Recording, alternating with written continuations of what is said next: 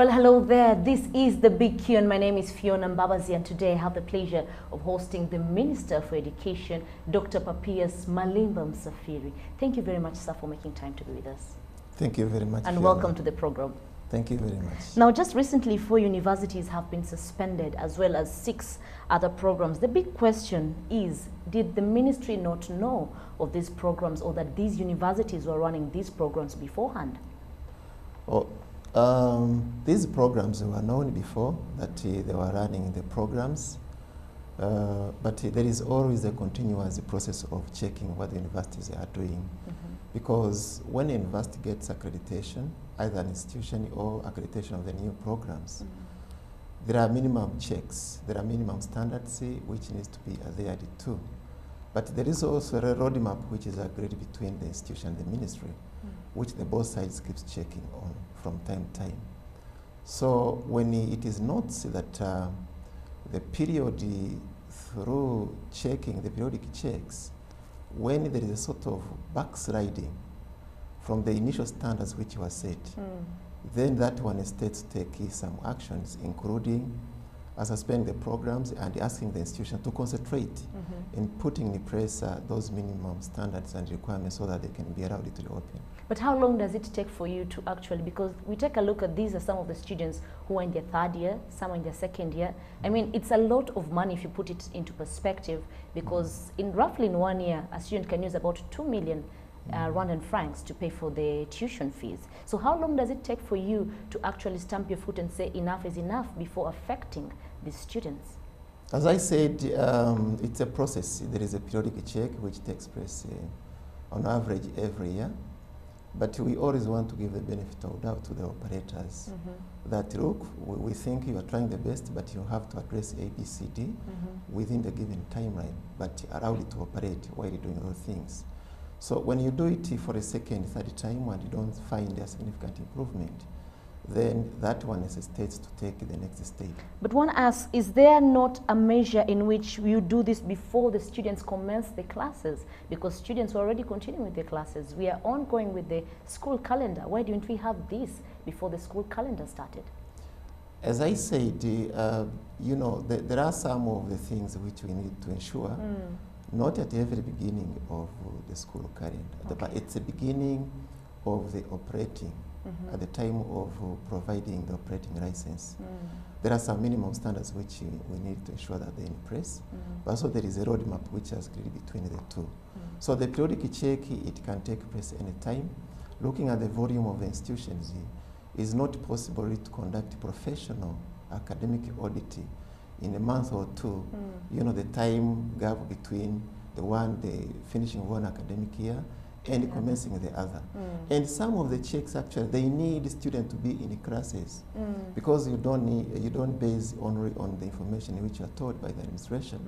You need to talk to the lecturers, you need to talk to the students, you need to do classroom observation, laboratories of observation. So it's a complex process, and in order to do it well, it's actually advisable to do when the schools are in session. But let's talk about now the student fees that were paid. Will these students be refunded really?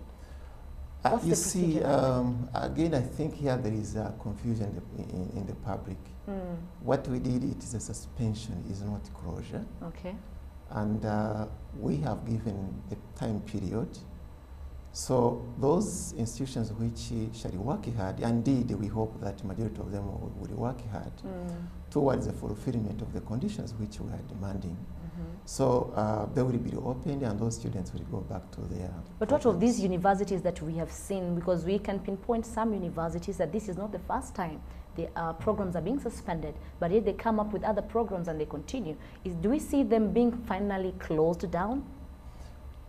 Definitely, yes. After 6 months, those ones which will really not work hard to address all the issues as were highlighted by expert report, unfortunately will be closed down. But again, as I said, the intent is not to close them down. The intent is just to put pressure, the amount of pressure for them to change. So what of these students who had already graduated? Now, do we say we have half-baked students? Those who have graduated maybe from the same colleges, they are different from different programs. The institutions which have been told to suspend their operations, Do not have any majority of them graduates? actually have not yet graduated. Okay.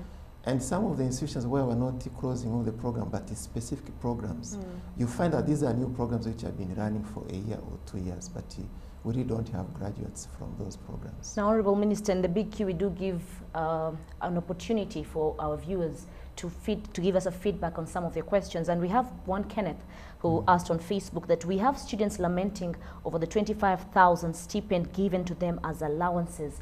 Will we see this increase? Because we have also seen the parliamentarians talk about this. Do you think the ministry will reach a point where they'll increase the 25,000 stipend given to them? I think you have been discussing that question times and again. Indeed, I would say it's a modest contribution from the government, but it doesn't lift the responsibility of the students and their parents. Okay. Because time and again, we care about the allowances which goes into the pockets of the students or into their accounts. But we forget the other big part of the government contribution which goes in terms of tuition fee, putting in place infrastructure, hiring academics, providing consumables and all of that. So 24%, it is a contribution towards the maintenance and the daily upkeep of the students. But there is a big part which needs also to be paid by the parents and the students. But one can argue this money is eventually, I mean, you give the students, but at the end of the day, they pay this back as soon as they get their job. So why don't you give them what they can afford to live by, knowing that at the end of the day, they'll just pay you back? We need to look at the economy. We need to look at what we can support in terms of budgeting, because it have a very huge budget implication. So if we had the unlimited money to render out, then actually we should open it up, not only for the students in the public universities, but should be even open to the students in private universities and whoever wishes. But the thing is, we have always limited resources to draw from. Yes. Now, one Joshua asks, we have schools that are falling apart in the eastern province, for example, in Nyagatare, and we know of about 6,000 classrooms around the country that need to be refurbished or rebuilt. Do you have plans to start this soon? Yes, we have very soon to be started. I mean, you have a plan to be started very soon. As we had this discussion during the leadership retreat, we did the assessment nationwide. We came up with a number of the rooms which actually needs to be pulled down, to be demolished and rebuilt afresh. And we have the number of the classrooms which needs a little bit of panel beating, renovation. So the priority goes to those ones which needs to be totally demolished. And we shall use an unconventional method where the community participation is very key, local government administration very key, some other partners like RDF, like police, so that we shall be able to use the minimum resources tenable, but be able to achieve the reconstruction and renovation of such big number of classrooms. One asks, Vishumba asks, we have limited qualified staff. That means inadequate qualification of teachers, especially in the science and technology department. We have very few trained teachers, and also science laboratories are not enough. How are you going to deal with this to fill up the gap? Because we are moving in a technological world and we want to see our students grow up as well in this. So what are the plans that need to be implemented to see this challenge? Yeah, in 2009, when we scaled up our basic education from 6 to 9, later to 12 years of basic education. Of course, there was a drastic expansion in terms of enrollment in a number of schools, including science-based schools. So we had a shortage of supply of qualified teachers to match with the drastic expansion in terms of enrollment. But over the years, again, we put much effort into the pre-service training. That's why we have the College of Education within the University of Rwanda. We have also teacher training colleges distributed throughout the country. So I would say today, actually on the supply side, we're okay. We have sufficient number of teachers who are qualified, but the challenge is how to replace those who are not qualified with the qualified one. We have a plan which will take the minimum of 2 years, maximum of 3 years, to have completely replaced and qualified teacher with the qualified one. Regarding the science laboratories and equipment, we know We know the total number of the science schools we have. We know those ones which have got ideal standard of the science labs which we want. We know those ones with the labs but which are not fully equipped. Yes. And we know those ones which don't have labs at all. Okay. So we did the countrywide mapping. You know, the schools belong in those three categories. And we have both temporary arrangement but also the long-term plans. Of course, the long-term plan is to put in place the standard science laboratories and equipment over the time as resources allow. Okay. The medium-term arrangement, it is to do the mapping, knowing the school which doesn't have laboratory at all, but maybe being nearby to another school which is well equipped, so that we can increase the consumables in the school which is having standard laboratory, and make a flexible timetable to allow also the neighboring schools which do not have science lab to access such kind of facilities. Okay. Another third plan which we are arranging, we are rolling out the usage of ICT in the whole spectrum of education. I mean, covering teaching, learning and assessment, including sciences. Now, we are rolling out digital education materials, including digital science demonstration, what you call simulation. Simulation. Yes, simulation demonstration. So that if the student needs, to, for example, to spend 20 hours in a physical science lab, can spend half of that time, maybe 10 hours, doing simulation demonstration in a computer which is preloaded with the digital materials and digital lab simulations. So it's more practical. Yes, more practical, but then use another 50% maybe going to do it now physically within the physical setup of those science labs. So we think the application of ICT is also going to help us. But how are you going to make sure that all teachers probably have the laptops? Because we still have some teachers who claim not to have the laptops right as of this point. We have a scheme through the Mwalimu Sacco, which is facilitating the teachers to acquire their personal laptops at a very affordable price, but also paid over a long time of period. So that program goes in tandem with the distribution of the computers in schools, either in the form of the setup of the smart classroom, as I said, or encouraging the parents and students also to buy their own laptops. Now, recently, the TVET schools, you urged them to speed up the competency of based training approach. How do you plan to see them empowered, the TVET schools?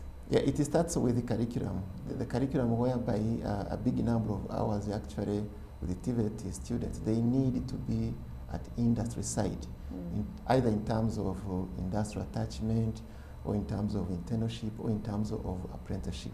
Okay. And the theory part, or what they do in their colleges, should not go beyond 50%.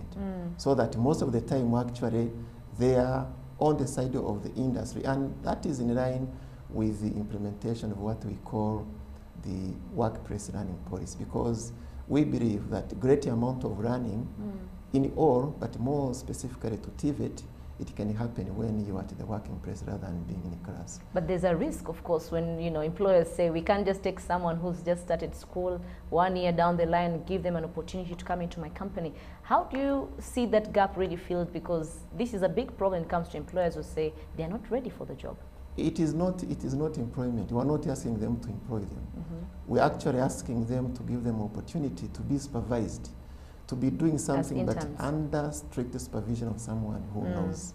So it's not like they're going to employ them. They will just be part of the preparation of them, and on the course of doing that, they'll be able to identify actually those who are good ones and maybe who may become the future employees of their companies. But then when you talk about TVET at the same time, we talk about education, we do have a number of many people who are graduating today.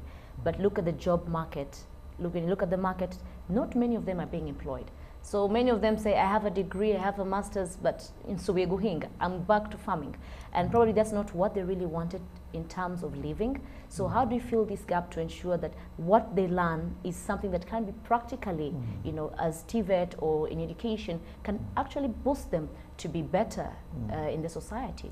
It's the change of the mindset, the question of change of mindset on the side of the educators, teachers and lecturers, but also students. As I just mentioned, nowadays spending a greater amount of hours in classes, is a thing of the past. We rather encourage collaborative kind of learning, where the student need to be put in a group. They are either given a problem to solve, and that's what called the problem-based learning, or they are given a product to develop, and that's called product-based learning, or they are given a project, and as a group they work on certain projects. So is the change, the content might not change drastically, but the approach towards imparting the content, that's what needs to change. Secondly, it is to enhance internship, apprenticeship, or the industrial attachment. The third one, we're encouraging more so, this is actually very relevant to TVET, to have incubation centers, the likes of K-Lab, the likes of the Fab Lab, so that in the course of running again, students will be given something practical to do. So if we can work on around those three aspects, I think we should be able to produce the students who are fit for the purpose. But one caution I would like to give. Colleges, schools are not supermarkets. You don't expect to get someone who is well qualified by 100%. Qualification comes with practice. So you need some minimum skills in order to employ someone. What is very important is to find whether this person has an attitude and hunger to learn, because learning is a continuous, it's a lifelong learning process. And this is something which I really want to caution on the side of the industry, because they think that the colleges are doing everything, which is not true. So we do take a short break with that, and of course, Honorable Minister here is calling on the industrial makers to give an opportunity to the students. Do keep it BQ. We'll be back after this. Welcome back to the Big Q, and before we left, we were talking to the Minister for Education, and he was giving us some of the nitty-gritties of what takes place in his ministry. Thank you very much, sir, for continuing to be with us. Thank you. Now, we come back with Chris Zera from Facebook. He asked a question. We still have children being chased out of school for lack of funds of the 12-year basic education, especially when it comes to feeding them. Now, these challenges, how do we sort them out? 12 years basic education is a free education because our government committed to giving free education up to the end of the secondary education. So the type of money which parents are not able to raise, which amount to the children being chased out of the schools, I don't understand exactly, but maybe they are part of the contribution in terms of school fees. School fees.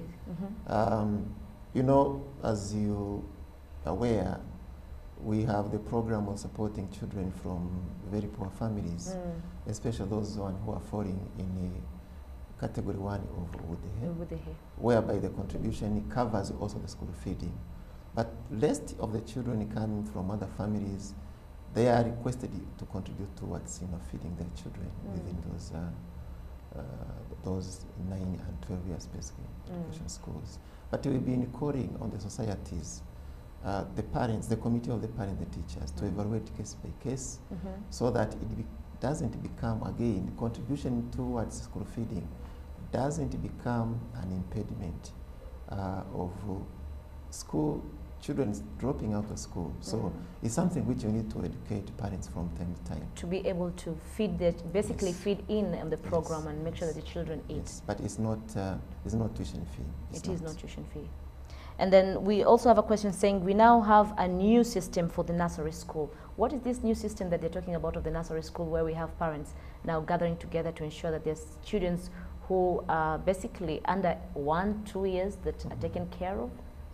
Is this part of the education system? It is part of the education system, but there are so many players, the stakeholders in it. Previously we used to have ECE. ECE means early childhood education. And that one would cover between 3 years and 6 years, where a kid is either in lower class, middle class, or upper class before joining primary 1 of primary education. But of recently, government adopted a policy of ECD, ECD is early childhood development, Yes. not early childhood education. And that one covers actually from 0 year of existence up to the age of joining the nursery school. So those are the centers which we are putting together so that you have the kids being looked after, taken care, not necessarily in terms of teaching them, but even praying, but even feeding. For example, those one who are having the problem of being properly fed in their families, you can have them in the center, and then the nutrition program, you know, it can be channeled through the ECD. So ECD is much wider than the ECE, and that's a new concept which you are trying to... Is it a free program as well? It is a free program, and it is in a partnership with the several sectors, including education, the family promotion, gender and family promotion, local government, the agriculture, the Ministry of Health. So you have the whole range of the players within the ECD arrangement. At P-Squeeze era says, now when you talk about teachers' salary starts at least 44,000 Rwandan francs, which is below poverty line, which is basically like $2 per day. Do we see an increase in the teacher's pay? Because how do you tell a teacher to educate someone's child when their own children are hungry, when they're not fed properly, when you know they're not looked after properly? How do we see this increase in teachers' salaries? The increase there, not necessarily in absolute terms, it may be in nominal terms, because we have other several programs which really substitute the absolute increase of the salary wage bill for the teachers. What programs are these? This program including, for example, Mwalimu Sacco, where government contributes every year.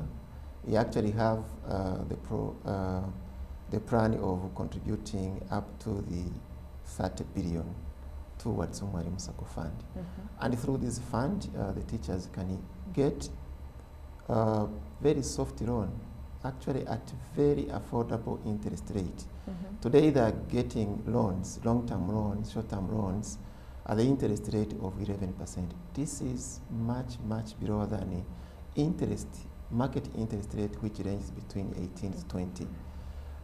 So that's one scheme actually which proved to be successful, and we've been correcting some evidence and the testimonies of teachers actually who elevated themselves from a certain economic status because of the credit facility which they received from Mwalimu Sacco.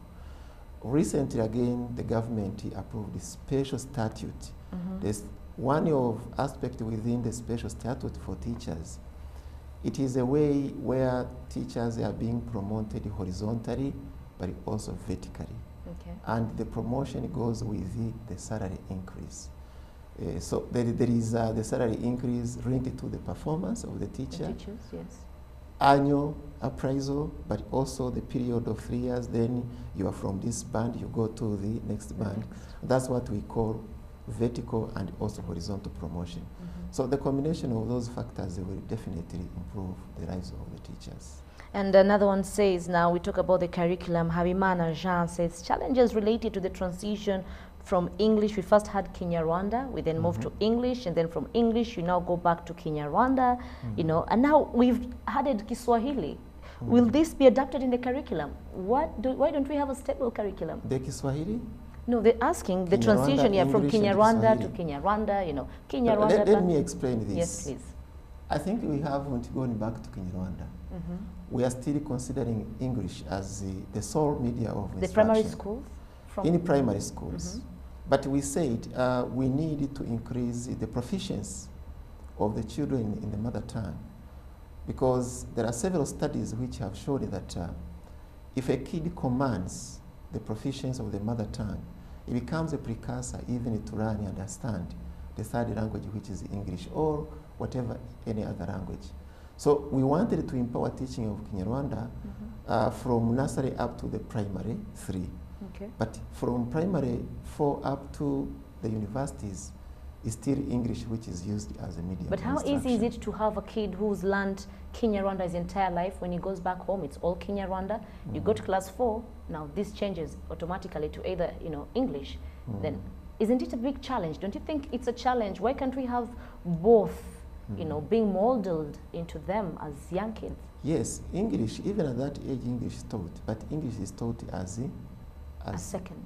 No, English is taught as a lesson. Okay. Whereas Kinyarwanda is used in all other subjects. Yes. Now, the Kinyarwanda which is taught at home is very good. It makes children be proficient in Kinyarwanda. But when it comes to the grammar part of it, I don't think you and I, we do teach Kinyarwanda to our children, which also covers the grammar part of it. So it's the grammar part of it which needs to be insisted in a school setting. And that it has to happen at the lower age of education. I mean from the nursery up to the primary school. So now we have Kiswahili, the introduction of We Kiswahili. have Kiswahili, yes. We just adapted it. We need to make our population be fluent in Kiswahili if we really want to take the maximum advantage of the East African community and the other communities which we belong and which speak Kiswahili predominantly. But Kinyarwanda is not, I mean Kiswahili is not going to be made compulsory. Okay. Like we make Kinyarwanda, we make English. We are going to roll out as an elective subject to be taught at all levels of education. But also we intend to roll out the teaching of Kinyarwanda as a non-credit course. So it should be taught out of curriculum setting and through what we call extracurricular. Hakorimana says, Honorable Minister, we want to see our universities among the worldwide leading universities. How do we get there? Yeah, number one, it is to ensure that all the universities are operating under the standard norms, global. There are global norms, there are national norms, but even the national norms are being benchmarked to the standard norms. So the question of really making them operate under the norms which are benchmarked to the standard norm, it's through that way they will be able to compete globally. And those norms, they cover the ratio of lecturers to the students, the ratio of the PhD holders to non-PhD holders, the ratio of professors, associate professors, and the senior lecturers to the junior lecturers, which starts from total assistant up to the lecturer. We need to make sure that our universities are having the standard laboratories and equipment and the consumables. So it's a question of insisting on the standards. One of the few questions that we have before we let you go, do we have reliable systems for measuring learning performances in schools? What methodology is used for you to actually say this school performed better, this performed better than the other? What methodologies do you use in the education system? There are international systems which are used to measure the learning achievement. We are trying to develop our national learning achievement measurement, of course, which is benchmarked to the international systems like PISA. We piloted it for the last 2 years, but we are still perfectioning it. It is called LARS. LARS, it means Learning Achievement for Rwandan Schools. And that one, of course, it documents the amount of achievement acquired by a kid from one level of education before it goes to the next. And that one, of course, it will help us to get the students who are completing the primary education at a very standard which you want, same with the second education, same with the universities. Honorable Minister, do you believe our education system is well tailored to the labor market? Are we there yet? We are not yet there.